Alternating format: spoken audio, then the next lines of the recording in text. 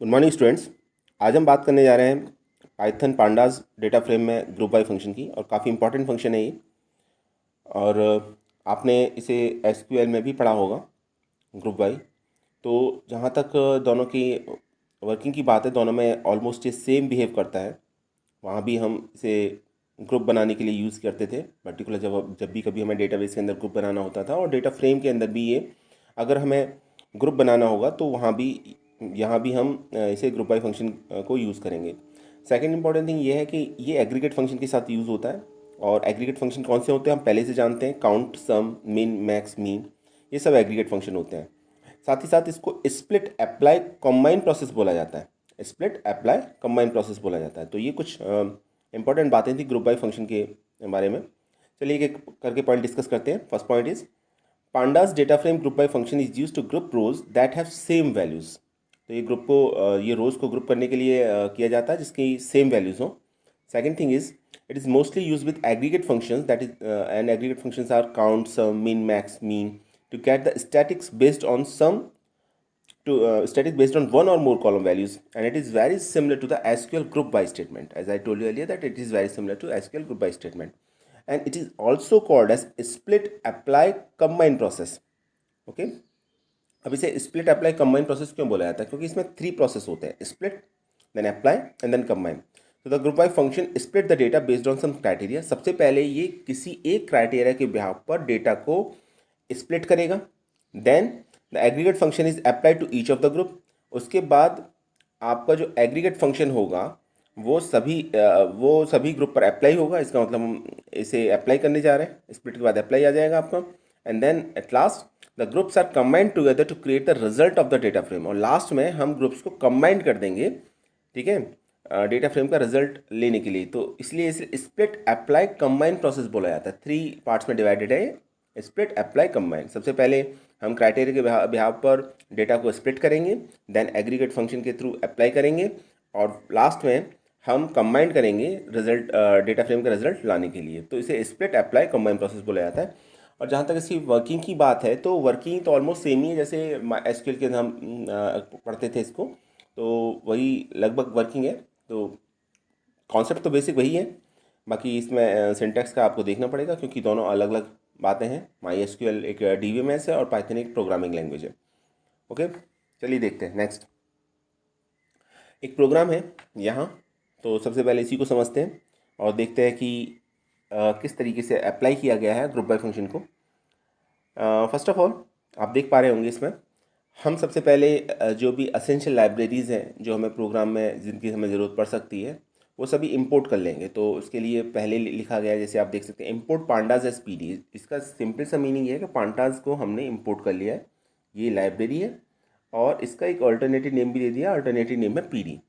उसके बाद हमने एन पी के नाम से नमपाई को इंपोर्ट किया है, तो लिखा हुआ है import numpy as N P. देखिए ये ऑल्टरनेटिव नेम है। अब जहाँ भी प्रोग्राम में आपको पांडास को यूज़ करना होगा एज ए लाइब्रेरी, या एन पी को यूज़ करना होगा एज ए लाइब्रेरी, तो वहाँ पांडास की जगह आप सिर्फ पी डी लिखेंगे और नमपाई की जगह सिर्फ एन पी लिखेंगे, और डॉट लगा के फिर जो भी इसका फंक्शन होगा उसको हम एक्सेस करेंगे।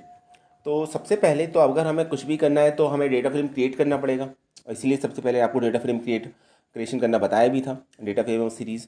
तो डेटा फ्रेम तो क्रिएट करना पड़ेगा, उसके बाद ग्रुप बाई की बात करेंगे कि किस तरीके से ग्रुप बाई वर्क करता है। और डेटा फ्रेम क्रिएट करने का सबसे आसान सा तरीका है कि हम डिक्शनरी की हेल्प से हमेशा डेटा फ्रेम क्रिएट करते हैं। क्योंकि डिक्शनरी में क्या है कि जो उसकी कीज़ हैं वो उसके कॉलम्स का काम करती हैं डेटा फ्रेम के। जब हम डिक्शनरी से डेटा फ्रेम में कन्वर्ट करते हैं, तो हमने एक डिक्शनरी ली और डिक्शनरी का हमने नेम ले लिया डी, और इसके बाद देखिए नेम की है, और ये सभी उस की के रिगार्डिंग वैल्यू है, अमन पुनीत विशाल, अमन पुनीत विशाल, और वैल्यू रिपीट हो रही है, अमन पुनीत विशाल, अमन पुनीत विशाल 4 टाइम्स रिपीट हो रही हैं। और रिपीट होनी भी चाहिए क्योंकि हमें यहाँ पर ग्रुप बाई को इम्प्लीमेंट करना है, इसलिए ये इंटेंशनली इस तरह से वैल्यू ली गई है कि यहाँ वैल्यू रिपीट हो। नेक्स्ट देखेंगे एग्ज़ाम। एग्ज़ाम में एग्ज़ाम की हो जाएगा, और एग्ज़ाम के रिगार्डिंग जो वैल्यूज़ हो जाएंगी ये लिस्ट की फॉर्म में दे रखा है already. Semester one, semester one, semester one, semester one, semester one, semester one, and then semester two, semester two, semester two, इस तरीके से दे रखा है। तो यहाँ भी रिपीटिशन है। इसके बाद एक की है सब्जेक्ट, और सब्जेक्ट दे रखे हैं mathematics, mathematics, mathematics, science, science, science, तो यहाँ भी रिपीटिशन है, आप देख सकते हैं। तो अभी हमने क्या देखा, अभी हमने एक डिक्शनरी ली, डिक्शनरी में की वैल्यू के कॉम्बिनेशन में हमने उसे डिक्लेयर किया और हमेशा उसी फॉर्म में डिक्लेयर करते भी हैं। और यहाँ पर जो वैल्यूज़ हैं वो लिस्ट की फॉर्म में है, मतलब एक ही की के रिगार्डिंग में एक लिस्ट है कम्प्लीटली, और उस लिस्ट के डिफरेंट उस लिस्ट में डिफरेंट वैल्यूज़ हैं। तो इस तरीके से हमने एक डिक्शनरी को क्रिएट कर लिया। अभी तक हमने डेटा फ्रेम को क्रिएट नहीं किया, हमने सिर्फ डिक्शनरी को क्रिएट किया है। ओके, नाउ आई थिंक यहाँ तक अभी सबको समझ में आ गया होगा। चलिए आगे देखते हैं। ठीक, तो इस तरीके से फिर हमने सब्जेक्ट को ले लिया, और सब्जेक्ट के बाद हमने फिर एक और की ली, और की इस बार लिए स्कोर। ठीक है, क्या लिया, स्कोर, और डिफरेंट स्कोर ले लिए। और स्कोर लेने के बाद अब हमारा काम ये है कि जब हमारा डिक्शनरी क्रिएट हो गई, तो डिक्शनरी क्रिएट होने के बाद अब हमें डेटा फ्रेम को क्रिएट करना है, क्योंकि फाइनल ऑब्जेक्टिव हमारा है ग्रुप बाय फंक्शन को इम्प्लीमेंट करना, उसके लिए डेटा फ्रेम होना ज़रूरी है। तो हमने डेटा फ्रेम का नेम ले लिया DF, और इसका जो सिंटेक्स था वो अप्लाई कर दिया हमने एज इट इज़। हम सबसे पहले PD लिखेंगे। PD का मतलब है आपका पांडास, हम ऑलरेडी ऑल्टरनेटिव नेम ले चुके थे यहाँ पर। फिर dot data frame, data frame आपका फंक्शन का नेम है। अब आइए देखिए इसके अंदर क्या हमने किया है। हमने इसके अंदर किया है डी। डी क्या है, डी है डिक्शनरी, तो हमने डेटा सेट वैल्यू पास कर दी इसके अंदर, वो हमें करना भी था। ठीक है, तो डी को हमने पास कर दिया एज अ पैरामीटर वैल्यू, और उसके बाद हमने कॉलम का नेम दिया। अगर हम नहीं भी देते तो भी काम चल जाता, क्योंकि जो कीज़ होती हैं वो बाय डिफ़ॉल्ट डेटा फ्रेम के जो कॉलम्स का ही काम करती हैं। तो इस लाइन को अगर हम नहीं, इस पार्ट को अगर हम ना भी लिखें, column name exam subject score, तो भी कोई प्रॉब्लम नहीं है, तो भी इससे कोई प्रॉब्लम आने वाली नहीं है। लेकिन चलिए ठीक है, लिख देते हैं। और ये भी आपको पता होना चाहिए कि इस तरीके से लिखा भी जाता है। और नहीं भी लिखते तो भी आपको पता होना चाहिए कि बाय डिफ़ॉल्ट जो कीज़ होती हैं डिक्शनरी की, वो जब डेटा फ्रेम में हम कन्वर्ट करते हैं डिक्शनरी को, तो वो कॉलम का काम करती हैं। आगे देखते हैं। आगे देखिए, प्रिंट डेटा फ्रेम इज़, तो ये एक सिंपल सा स्टेटमेंट है जिसमें हम डेटा फ्रेम को प्रिंट करा रहे हैं, और हमने यहाँ पे डेटा फ्रेम को प्रिंट करा दिया। अब हमारे पास क्या है, अब हमारे पास एक डेटा फ्रेम है, और डेटा फ्रेम इस तरीके का है कि उसके अंदर कुछ वैल्यूज़ हैं जो रिपीट हो रही हैं। ठीक है, जिसके फॉर्म पर हम ग्रुप बना सकते हैं। चलिए आगे देखते हैं। नेक्स्ट पार्ट देखिए, सेकंड इम्पॉर्टेंट थिंग ये है कि जब कभी भी आपको डेटा फ्रेम को अप्लाई करना पड़ेगा, तो ग्रुप बाय को अप्लाई करना पड़ेगा, तो याद रखिएगा हमेशा उसके साथ एक एग्रीगेट फंक्शन ज़रूर होगा। बिना एग्रीगेट फंक्शन के आप, विदाउट एग्रीगेट फंक्शन आप डेटा फ्रेम को अप्लाई ही नहीं आप ग्रुप बाय फंक्शन को अप्लाई नहीं कर सकते किसी भी डेटा फ्रेम के अंदर। तो यहाँ पर चलिए एक टास्क ले लेते हैं, और टास्क ये है कि हमें स्टूडेंट्स का मीन स्कोर निकालना, एवरेज स्कोर निकालना है। स्टूडेंट का एवरेज स्कोर निकालना है। काफ़ी स्टूडेंट्स हैं और इन सभी का अगर अगर हम एवरेज स्कोर निकालना चाहें तो कैसे निकालेंगे। तो देखिए, सबसे पहले तो हम एक मैसेज ही प्रिंट करा देते हैं कि mean score of the student या average student of the student, तो जिससे ये पता चल जाए कि हम क्या निकालने जा रहे हैं, एटलीस्ट वो भी पता होना चाहिए। तो अब प्रोग्राम के अंदर हमें साथ साथ ये बताना भी पड़ता है कि हम क्या करने जा रहे हैं, या हम कोई लाइन लिख रहे हैं तो उसका क्या पर्पज़ है। डॉक्यूमेंटेशन भी बोला जाता है इसको। ठीक है, हालांकि ये तो प्रिंट स्टेटमेंट है, आप कमेंट के फॉर्म में भी लिख सकते हैं। लेकिन ये विजुअल होगा स्क्रीन पर, ये एडवांटेज रहेगा इसका। अब चलिए, अब बात करते हैं हम ग्रुप बाई की। तो देखिए, यहाँ पर ग्रुप बाई फंक्शन इम्प्लीमेंट हुआ है, और ये लाइन बहुत इंपॉर्टेंट हो जाती है आपके लिए समझना। A1, अब A1 क्या है, A1 एक वेरिएबल है। DF डेटा फ्रेम है, और डेटा फ्रेम का हमें एक कॉलम सेलेक्ट करना है। तो चूंकि हमें डेटा फ्रेम का एक ही कॉलम सेलेक्ट करना है, तो हम DF और ब्रैकेट के अंदर, ठीक है, ब्रैकेट के अंदर उस कॉलम का नाम लिखेंगे। देखिए यहाँ पर देख लीजिए आप, क्या लिखा हुआ है, DF स्कोर। तो स्कोर लिया है हमने सिर्फ, और कुछ नहीं लिया। और इस पर क्या अप्लाई किया है, इस पर अप्लाई किया है हमने ग्रुप बाई। ओके, इस पर हमने ग्रुप बाई अप्लाई किया है, तो हम लिखेंगे डॉट ग्रुप बाई। अच्छा, अब डॉट ग्रुप बाई लिखने के बाद हम ग्रुप किसका बनाएंगे, तो ग्रुप बनाएंगे हम नेम के बिहाफ पर। ठीक है, हम ये चाह रहे हैं कि जितने स्टूडेंट्स हैं उनका नेम के अकॉर्डिंग अगर हम ग्रुप बनाएं तो उनका एवरेज स्कोर स्कोर क्या आ रहा है। तो हमारा यहाँ पर मकसद ये है कि नेम के बिहाफ पर एवरेज कितना आ रहा है, क्योंकि एक नेम के एक से ज़्यादा स्टूडेंट है, हमने लिए लिए भी थे। तो हम यहाँ लिखेंगे ग्रुप बाय DF नेम। ठीक है, नेम आपका डेटा फ्रेम का कॉलम है, तो हम उसी तरीके से लिखेंगे DF नेम, ब्रैकेट के अंदर नेम। और हमें एवरेज निकालना है तो हम लिखेंगे मीन, तो हम लिखेंगे डॉट मीन। जब आप इसको इम्प्लीमेंट करेंगे तो एक्चुअली होगा क्या कि आपका रिजल्ट, चलिए रिजल्ट देखते हैं, वो आपको क्लियर आइडिया देगा कि किस तरीके से आएगा। पहले तो ये डेटा फ्रेम समझ लीजिए, ये डेटा फ्रेम है, ठीक है, ये आपको क्लियर दिखाई दे रहा होगा। ये आपके 4 कॉलम्स हैं, ठीक है, और ये डिफरेंट वैल्यूज़ हैं। तो अगर हम मीन निकालें तो पहले तो मैंने एक प्रिंट स्टेटमेंट दिया था ये बताने के लिए कि हम मीन निकालने जा रहे हैं। अब जो ग्रुप बना था वो किसकी बिहाफ पर बना था? ग्रुप बना था नेम की बिहाफ पर। अब एक नेम के एक से ज़्यादा स्टूडेंट है, देखिए ज़रा, यहाँ पर वैल्यू रिपीट हो रही है, अमन रिपीट हो रहा है, पुनीत रिपीट हो रहा है, विशाल रिपीट हो रहा है। तो अब जब ग्रुप बन गया तो ग्रुप में अब वो सिर्फ एक बार अपीयर होगा, ओनली वन टाइम, अमन पुनीत विशाल, क्योंकि ग्रुप बनाया हमने नेम की बिहाफ पर। और हमको करना क्या है? हमको करना ये है कि जो स्कोर है उनका, ठीक है, उसका मीन लेना है। अब यहाँ पर 3 अमन थे, 1 2 3 4 अमन थे, और इनके मार्क्स थे 62, 74, 85 और 67। तो इनको हम मीन या एवरेज निकालेंगे। मीन निकालने के लिए सिंपल सा इसको ऐड करेंगे और ऐड करने के बाद उसको डिवाइड बाई 4 कर देंगे, क्योंकि 4 अमन है यहाँ पर, ठीक है। तो वो यहाँ पर आएगा आपका 72। तो ये हमने किस पर अप्लाई किया? स्कोर पर अप्लाई किया। अब आई थिंक बात समझ में आ गई होगी। ऐसे ही पुनीत और विशाल का भी निकाला। दोबारा से एक बार फिर से देखते हैं कोड, तो वो आपको क्लियर आइडिया देगा। यहाँ देखिए, तो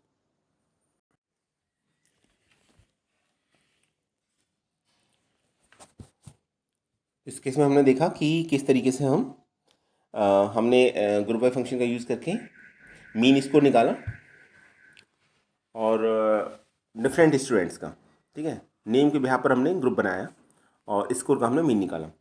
चलिए आगे का एग्जाम्पल देखते हैं। Sum of score group by name and exam. अब अगर एक से ज़्यादा कॉलम हो, ठीक है, तो क्या करेंगे? देखिए, सबसे पहले तो एक मैसेज ही प्रिंट करा देते हैं। यहाँ आप मैसेज देख सकते हैं। उसके बाद एक वेरिएबल लिया और फिर हमने लिखा D F score group bye D F name D F exam. तो जितने भी आपको ग्रुप बनाने हैं, जिसके बिहाफ पर भी आपको ग्रुप बनाना है, उन कॉलम का नाम सेपरेट कर दीजिए, जैसे यहाँ किया गया। पिछली बार एक था तो सिर्फ एक ही लिया था, इस बार हमने नेम और एग्ज़ाम लिए हैं, तो हमने नेम और एग्ज़ाम लेने हैं, तो हमने name D F name comma D F exam लिया। अब कॉलम को हमेशा ब्रैकेट के अंदर ही लिखिएगा, ठीक है, ब्रैकेट के अंदर लिखिएगा। तो जैसा हम देख पा रहे हैं इसमें नेम और हमने एग्ज़ाम ले लिया, और उसके बाद हमको सम निकालना है, तो हमने सम लिया। एग्रीगेट फंक्शन तो यूज़ होना ही होना है, लास्ट में हम डॉट करके एग्रीगेट फंक्शन का नेम लिख देते हैं। तो चलिए आंसर देखते हैं इसका। ये आपका आउटपुट है, ठीक है, जहाँ हमको एक डेटा फ्रेम था।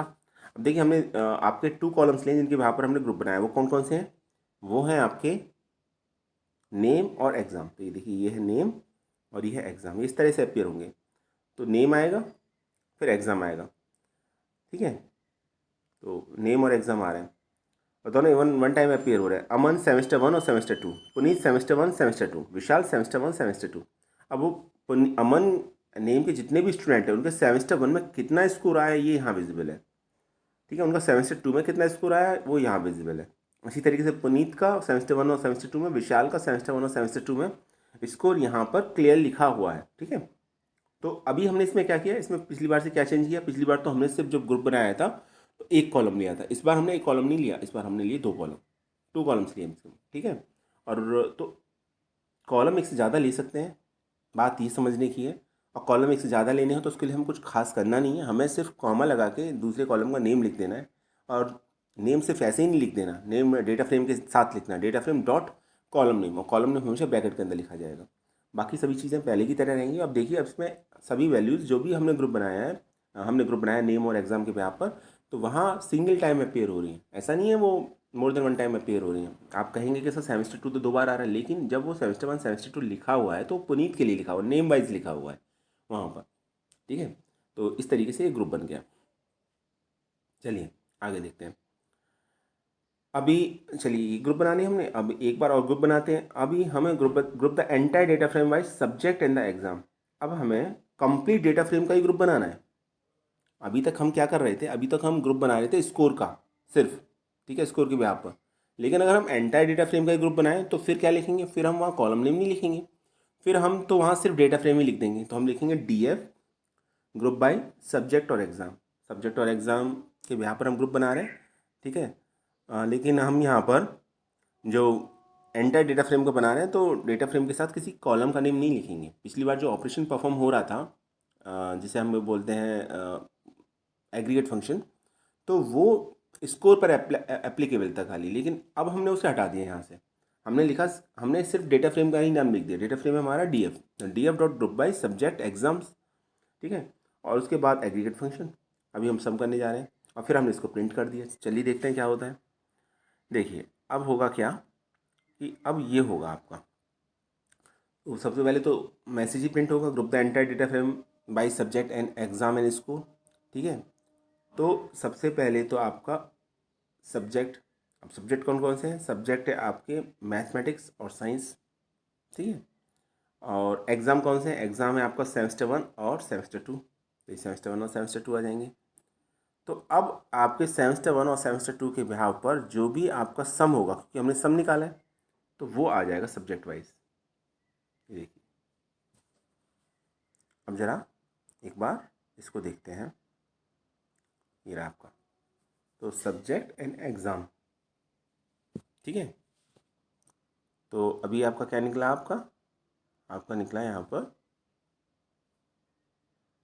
वेट ए मिनट, ये आपका वैल्यूज़ निकल के आई, ठीक है।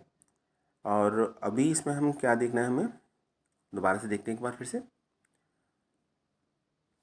हमने लिखा था DF group by subject exam sum, तो सिर्फ सब्जेक्ट और एग्ज़ाम अपीयर होंगे क्योंकि ग्रुप इन्हीं के बिहाफ पर बनाए हैं, और सम निकलेगा। लेकिन बात यह है कि सब निकलेगा किसका। अब कॉलम यहाँ पर ये हैं, सब्जेक्ट और एग्ज़ाम तो हमने ग्रुप के लिए सेलेक्ट कर लिए, ठीक है, ये दोनों तो ग्रुप के लिए सेलेक्ट हो गए। नेम का हमको कुछ करना नहीं है। अब ये इसी पर एक अर्थमेटिक ऑपरेशन परफॉर्म हो सकता है, तो वैल्यू इसी के अकॉर्डिंग कैलकुलेट हो आएगी। तभी यहाँ पर आप देख पाएंगे कि ये जो निकल के आएगा ना, यहाँ वैल्यूज़ निकल के आ रही हैं इसके अकॉर्डिंग। तो इस तरीके से भी हो सकता है आपका, मतलब डिफ़ॉल्ट वैल्यू भी ली जा सकती है इसमें। चलिए एक बार और देखते हैं। A3 हो गया आपका। अब देखते हैं A4, descriptive static bye group subject. तो अभी क्या है इसके अंदर, आपको डिस्क्रिप्टिव स्टैटिक्स लेना है, मतलब आपको कुछ ऐसा कोई एक एग्रीगेट फंक्शन नहीं लेना, बल्कि इसको डिटेल में स्टडी करना है, ठीक है। तो देखते हैं, पहले हमने इसके लिए लिखा A4, फिर लिखा DF स्कोर, तो कॉलम का नेम ले लिया, ग्रुप बाय DF सब्जेक्ट, और इसके साथ लिखते हैं डेस्क्राइब। ये देखिए, यहाँ किसी एग्रीगेट मेथड का नाम, एग्रीगेट फंक्शन का नाम नहीं लिखा यहाँ पर हमने लिखा डेस्क्राइब, ठीक है। अब डेस्क्राइब करने से क्या होगा, अब ये डेस्क्राइब कर देगा इसे कम्प्लीटली। अब कैसे कैसे डिस्क्राइब करेगा ये भी देख लीजिए इसको। तो ये डिस्क्राइब करेगा इस तरीके से, ठीक है। और इसमें ये क्या क्या डिस्क्राइब करेगा, ये total number of count describe करेगा, ठीक है। मीन निकालेगा, स्टैंडर्ड डेविएशन निकालेगा, मिनिमम वैल्यू निकालेगा, क्वांटाइल निकालेगा, 25%, 50%, 75%, और मैक्सिमम वैल्यू निकालेगा, और सभी सब्जेक्ट की निकालेगा। मैथमेटिक्स की निकाला है, साइंस का निकाला है यहाँ पर, ठीक है, और मैथमेटिक्स का निकाला है, साइंस का निकाला है यहाँ पर। चलिए एक बार देखते हैं फिर से। यहाँ देखिए आप, ये था क्वेश्चन आपका, ये वाला पार्ट था। तो क्या किया, स्कोर, ठीक है, स्कोर तो लिया हमने कॉलम, और ग्रुप किसके बिहाफ पर बनाया है, ग्रुप बनाया है सब्जेक्ट के बिहाफ पर, और सब्जेक्ट के बिहाफ पर हमने क्या किया, डेस्क्राइब। तो सब्जेक्ट कितने हैं, जितने भी सब्जेक्ट हैं, सब्जेक्ट कितने हैं देखिए ज़रा।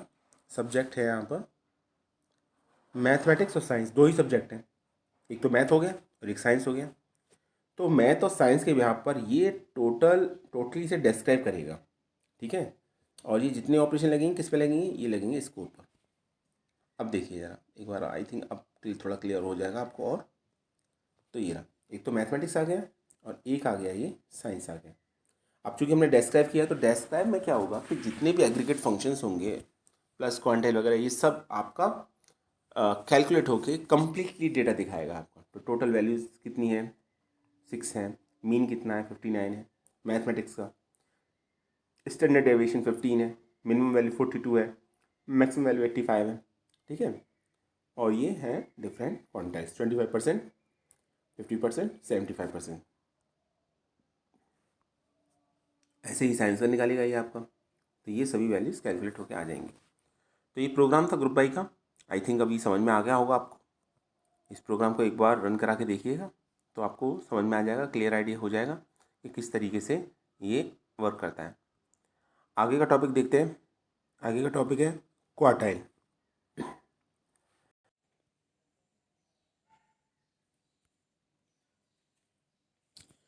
तो आई थिंक अभी ये समझ में आ गया होगा सबको। तो इस तरीके से हमने निकाला है यहाँ पर।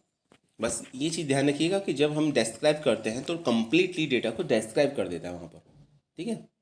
जैसे अभी हमने क्या किया, ग्रुप बाई के साथ हमने कोई एग्रीगेट फंक्शन न लगा के हमने डिस्क्राइब को लिखा है। जैसे आप यहाँ देख पा रहे हैं, यहाँ लिखा है हमने डिस्क्राइब।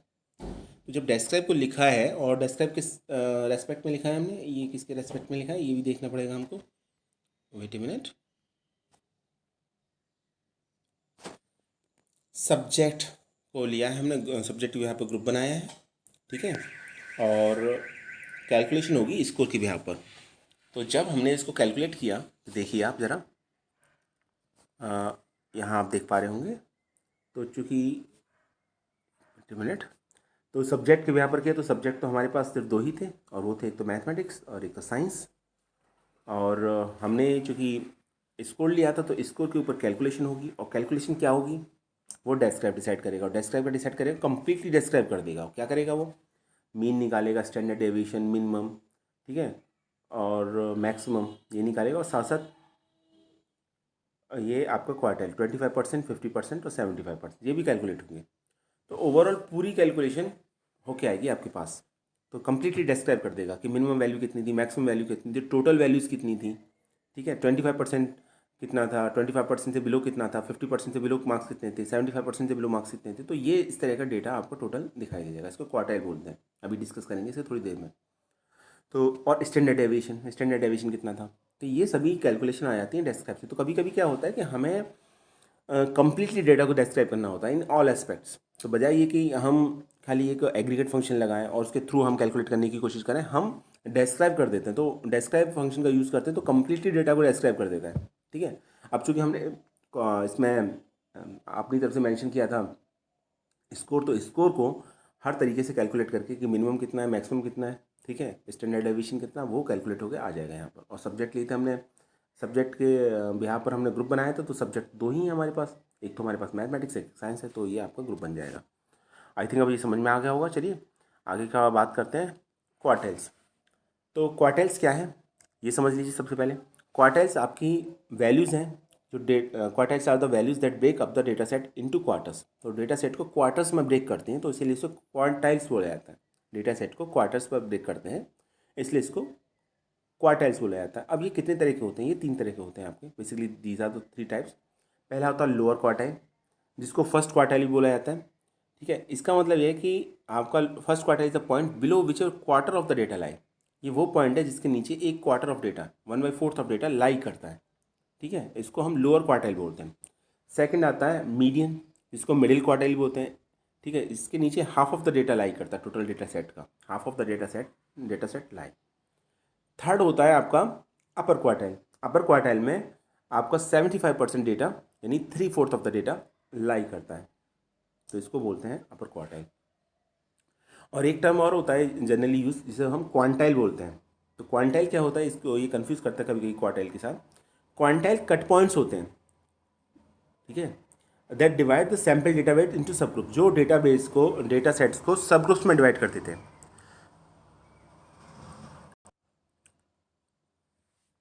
जो डेटा सेट को सब ग्रुप में डिवाइड कर देते हैं। जैसे अगर किसी ने ये कहा कि 0.20 क्वांटाइल्स इक्वल टू 5, तो इसका मीनिंग ये है कि 25% of all observation are less than equal to 5। इसका मतलब ये है कि अगर किसी ने सिंपल वर्ड्स में अगर मैं ऐसे कहूँ कि 0.20 क्वांटाइल 5 के इक्वल है, तो इसका मतलब ये है कि जो टोटल ऑब्जर्वेशन है उसका 25% या तो 5 के बराबर है या 5 से बिलो है आपका। और उसका मतलब ये भी निकाला जा सकता है कि 85% of the observation greater than 5 है। तो ये क्वार्टाइल और क्वांटाइल का कॉन्सेप्ट है। चलिए आगे देखते हैं। एक कॉन्सेप्ट और आता है परसेंटाइल्स का। परसेंटाइल अब कैसे निकालते हैं, परसेंटाइल क्या होता है ये समझना बड़ा ज़रूरी है। इससे पहले परसेंटेज को समझना ज़रूरी है। देखिए, परसेंटेज आप सभी को निकालना आता है, आप सभी जानते हैं परसेंटेज के कॉन्सेप्ट से, आप सभी फैमिलियर है काफ़ी। तो परसेंटेज में इसका दिक्कत क्या है, प्रॉब्लम क्या है, जैसे अगर किसी स्टूडेंट ने ये कहा कि उसके 90% मार्क्स हैं, सपोज उसके 90% मार्क्स हैं, और तो आप उसको क्या अच्छा मानेंगे या उसे बुरा मानेंगे, ठीक है। ये इस बात पर डिपेंड नहीं करता कि उसने मार्क्स कितने स्कोर किया, ये इस बात पर भी डिपेंड करता है कि एग्ज़ाम में कितने पार्टिसिपेंट थे। फॉर एग्जांपल, एग्ज़ाम में अगर 100 पार्टिसिपेंट थे और 100 पार्टिसिपेंट में से 99 पार्टिसिपेंट ऐसे थे जिन्होंने 90 या 90 से एवं मार्क्स स्कोर किए, तो अब उस स्टूडेंट की परफॉर्मेंस को आप कैसे मेज़र करेंगे, ठीक है। क्योंकि फिर उस स्टूडेंट की जो परफॉर्मेंस होगी वो काफ़ी लो होगी, क्योंकि उसके नीचे सिर्फ एक ही स्टूडेंट ऐसा होगा जिसने 90% से कम मार्क्स स्कोर किए, बाकी सब उससे ऊपर है या उसके इक्वल है। अब अगर 100 का हम कंपैरिजन करें तो 90 अच्छी परसेंटेज होने के बाद भी उसकी परफॉर्मेंस को अच्छा नहीं माना जाएगा, क्योंकि मोस्ट ऑफ द स्टूडेंट क्या होगा कि उन्होंने उससे कहीं ज़्यादा अच्छा परफॉर्म किया गया होगा। तो कभी कभी परसेंटेज जो क्राइटेरिया होता है उसके थ्रू हम डेटा को जज नहीं कर सकते कि डेटा कितना अच्छा है कितना बुरा है। और कम्पिटिटिव एग्जाम में ऐसा अक्सर होता है, कभी कभी क्या होता है कि किसी भी कम्पिटिटिव एग्जाम में अगर पेपर टफ आता है तो उसकी मेरिट भी काफ़ी नीचे जाती है। तो वहाँ पर हो सकता है कि किसी 50% या 55% या 60% वाले कैंडिडेट का आपका सिलेक्शन हो जाए। तो आप ये नहीं कह सकते कि ये कैसे पॉसिबल है कि 55% पर भी सिलेक्शन हो गया। ये डिपेंड इस बात पर करता है कि बाकी जो कैंडिडेट थे उन्होंने कैसा परफॉर्म किया, उन्होंने और ख़राब परफॉर्मेंस किया क्योंकि पेपर टफ था। तो फिर वहाँ पर ओवरऑल परफॉर्मेंस जो मेज़र की जाएगी वो इस बात पर मेज़र की जाएगी कि सभी ने, जितने भी कैंडिडेट्स थे, उन्होंने कितना क्वेश्चन पेपर सही सही अटैम्प्ट किया। तो वहाँ पर फिर परसेंटेज मैटर नहीं करता है, वहाँ पर मैटर करता है फिर परसेंटाइल। अब आई थिंक, मुझे लगता है कि आपको परसेंटाइल का कॉन्सेप्ट समझ में आ गया होगा। तो परसेंटाइल के कॉन्सेप्ट में हम कंपैरिजन करते हैं, ठीक है, बाकी अदर कैंडिडेट्स के साथ जो भी अपेयर होते हैं एग्जाम में, तो वहाँ पर परसेंटाइल निकाला जाता है। जैसे अभी आपका ये कहा जाए कि 80% of the CAT exam percentiles means, अगर ये कहा जाए कि परसेंटाइल 80% है तो 80% of the CAT exam percentile means 20% above 80% अब बिलो। जैसे कि ये कह दिया जाए परसेंटाइल 80% है किसी भी कैंडिडेट का, तो 80% का क्या मतलब है। 80% का मतलब ये है कि जितने भी लोग एग्जाम में बैठे, जितने भी कैंडिडेट थे एग्जाम में जो बैठे, उनमें 25% ऐसे थे जिन्होंने उस कैंडिडेट से ज़्यादा अच्छा स्कोर किया, और 80% ऐसे थे जिन्होंने बिलो स्कोर किया, ठीक है। तो जितना ज़्यादा हायर परसेंटाइल होगा तो उतना ज़्यादा अच्छा स्कोर माना जाएगा। जैसे किसी का अब 99% परसेंटाइल है, तो 99 परसेंटाइल का मतलब ये हो जाएगा कि सिर्फ 1% स्टूडेंट ऐसे थे एग्ज़ाम में, ठीक है, जिन्होंने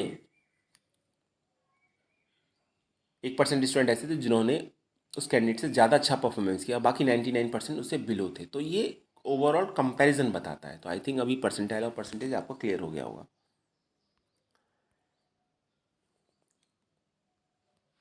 चलिए अब फिर से क्वार्टाइल की बात करते हैं, क्योंकि परसेंटाइल को तो अप्लाई नहीं करना हमको, अभी हमें क्वार्टाइल को ही अप्लाई करना है डेटा फ्रेम के अंदर।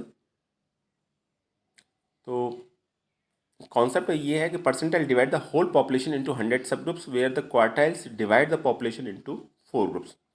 तो जो क्वार्टाइल होता है वो टोटल 4 ग्रुप में डिवाइड करता है। फर्स्ट क्वार्टाइल जिसे लोअर क्वार्टाइल बोलते हैं, सेकंड क्वार्टाइल जिसे मीडियन बोलते हैं, और थर्ड हो जाता है आपका अपर क्वार्टाइल, ठीक है। ये 3 तरह के क्वार्टाइल होते हैं, 25, 50 और 75, और ग्रुप बनते हैं 4। तो अभी इसका क्या फॉर्मूला है, फॉर्मूला समझना ज़रूरी होगा, क्योंकि निकालना कैसे ये बड़ा मैटर करता है। तो आपको लोअर क्वार्टाइल निकालना है, तो टोटल नंबर ऑफ एलिमेंट्स जितने भी हैं उसको हम n मानेंगे। तो n+1 लीजिए, डिवाइड बाई 4 कर दीजिए। तो जो भी आइटम नंबर निकल के आएगा उस पर जो वैल्यू होगी वो उसका लोअर क्वार्टाइल कंसीडर की जाएगी। लिखा हुआ n+1 divide by 4th item, ठीक है। अगर आपको मिडिल क्वार्टाइल निकालना है तो आपको फॉर्मूला यूज़ करना पड़ेगा n+1 divide by 2th item. और अगर आपको अपर क्वार्टाइल निकालना है तो थोड़ा फॉर्मूला अब चेंज हो जाएगा। अब यहाँ पर हमें मल्टीप्लाई करना है n+1 को 3 से, तो 3n+1 divide by 4th item, तो ये अपर क्वार्टाइल हो जाएगा। एक क्वेश्चन देखते हैं तो आपको आसानी से क्लियर हो जाएगा कि तो कैसे निकालते हैं आपका quartile. Find 3 quartiles of the following data set. अभी डेटा सेट है, पहले तो डेटा सेट जो होता है होना चाहिए असेंडिंग ऑर्डर में होना चाहिए अगर आपको निकालना भी है क्वार्टाइल। तो मैथमेटिकली पहले मैं बता देता हूँ, प्रोग्रामेटिकली फिर मैं आपको बताऊँगा कैसे उसे इम्प्लीमेंट करना है। ठीक है, वो तो आसान है, उसमें आपको कोई कैलकुलेशन नहीं करनी होती है, लेकिन एक बार को ये मैथमेटिकली पता होना चाहिए कि कैसे कैसे ये वर्क करता है। तो पहले तो इसे जो भी डेटा सेट दे रखा है उसे असेंडिंग ऑर्डर में मैनेज कर लीजिए। Total number of elements count कर लीजिए, टोटल नंबर ऑफ एलिमेंट्स है 7 और ये 7 हो जाएगी n की वैल्यू। ठीक है, उसके बाद आपको फॉर्मूला लगा दीजिए Q1 का, अगर लोअर क्वार्टाइल निकालना है तो Q1 क्या था, n+1 डिवाइड बाई 4। इसका मतलब क्या होगा, 7+1 डिवाइड बाई 4, इसका मतलब 8 डिवाइड बाई 4, इसका मतलब 2। तो 2 का मतलब है सेकंड आइटम, सेकंड आइटम कौन सा है, 6। तो ये हो जाएगा इसका लोअर क्वार्टाइल। अब ऐसे ही मीडियन निकालेंगे, मिडिल क्वार्टाइल निकालेंगे, तो फॉर्मूला हो जाएगा n+1 डिवाइड बाई 2। तो n कितना है, 7, 7+1 8, 8 डिवाइड बाई 2 फोर्थ आइटम कौन सा है, 8। तो ये कितना आ जाएगा, मिडिल क्वार्टाइल कितना आ जाएगा, 8। ऐसे अपर क्वार्टाइल निकालेंगे तो 3n+1, n कितना है, 7, 7+1 8, 8 × 3 24, 24 डिवाइड बाई 4 6, और 6 कौन सा हो जाएगा आपका, 23 हो जाएगा अपर क्वार्टाइल। ये इसका इस तरीके से हम निकाल सकते हैं। ठीक है, आई थिंक अभी कुछ समझ में आ गया होगा। अभी नेक्स्ट लेक्चर में इसको और डिस्कस करेंगे, तो अभी इसको एक बार रिवाइज कीजिएगा, देखिएगा, पढ़िएगा, समझने की कोशिश कीजिएगा। Thanks for watching this video.